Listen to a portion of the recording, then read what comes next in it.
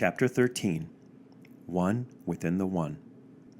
The eternal purpose of the continual practice of living life fully and loving life unconditionally is to allow and then cultivate a life experience in which your own life, including what you consider to be yourself, slowly dies away. What remains is God energy. This God energy manifests in an ever-changing form that is the new you. The new you is no longer governed by all the data from perceptual experience or by your unconsciousness. Neither is it any longer governed by the unconscious opinion of others or by the institutions they have created.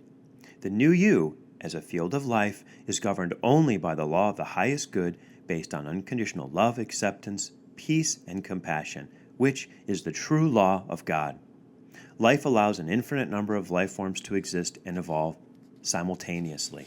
All have the perfect experience necessary for the evolution and transformation of unconsciousness into a higher field of relative consciousness. All happens in a state of complete order and harmony, whether we perceive it or not.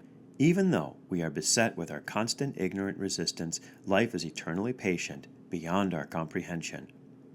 In order that we can observe and appreciate, in nature is the nature of life. This order is not hidden, but is completely obvious and out in the open when we look at life with life's eye, through intuitive knowing, through the eye of unconditional love, acceptance, and peace, through the eye of God. The purpose of life is nothing other than an eternal, choiceless surrender into an unconditionally loving relationship with the practice of life. Never again do you need to concern yourself with outer influences of this world or try desperately to accommodate all its never-ending needs and desires. Nothing quenches your desire any more except the practice of life. You've given up the endless attempts to find happiness in superficial, temporal pleasure that cannot withstand the eternal test of life or provide any kind of peace. You dedicate yourself to living fully and loving life unconditionally for eternity. You've taken your hands off the steering wheel of life and you feel free. What anyone thinks about you or your practice of living and loving life is of no importance to you. The opinions of others are irrelevant. You practice for yourself and for the highest good of everyone else in the space of unconditional love and gratitude. You practice for life itself, for the unconditional love of God to which you have bowed in choiceless surrender for all eternity. It is all you need to know. The perceptual events of this world no longer control you or you them. They do not dictate who you will be, who you have been, or who you will become. You let everything go, release it all, in an act of choiceless surrender. You are in this world, but no longer of it. You live in an inner space full of peace. You are at peace with all possible outcomes of life. Each day you grow more peaceful with every opportunity life brings you. You encounter any one of an infinite number of possibilities with peace, joy, and trust. You realize that you are part of a mystery and that you embrace mystery. You feel eternally grateful for the wisdom life bestows upon you. Your whole being is open to whatever life God brings. You suppress nothing, yet your emotions and the emotions of others no longer control you. You are free to be and do whatever life asks, free to serve life in whatever way you are instructed from one moment to another. You have a bodily form, yet, relatively speaking, you are undefined. You are everything and nothing all at once.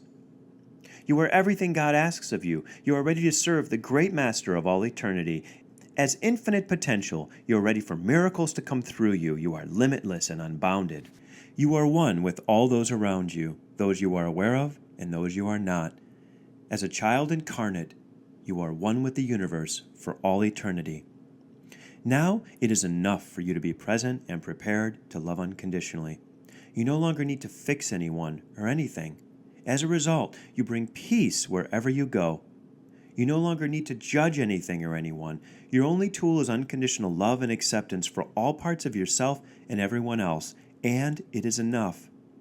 Compassion is the only state of being you will have available when you see others resisting life's divine order. Yet, you won't blame them for getting in their own way. Feeling bad is no longer in the highest good, and feeling good is always a result of balance. Death is a momentary occurrence that you love and embrace, allow and accept. As you let go of loved ones, you accept the truth that life and death happen every moment, eternally. Karma fades into forgiveness, and forgiveness morphs into unconditional acceptance in the moment. Evil becomes obsolete because it is nothing more than unconsciousness and ignorance in disguise. You recognize them as an amazing opportunity for growth and conscious awareness and a dependence on God's divine order and grace. Life becomes an opportunity to experience everything in a space of complete peace, love, and acceptance. In this place of deeper and deeper peace and surrender, you become the infinite peaceful observer of God's divine order. You become a spectator to the greatest miracle of creation, life. Thank you for enjoying this audiobook reading of the practice. For more information on all my teachings, please go to my sites, owcenter.com, thepracticeheals.org, hearthealthyhomes.com. My blessings to you. I love life with all I am.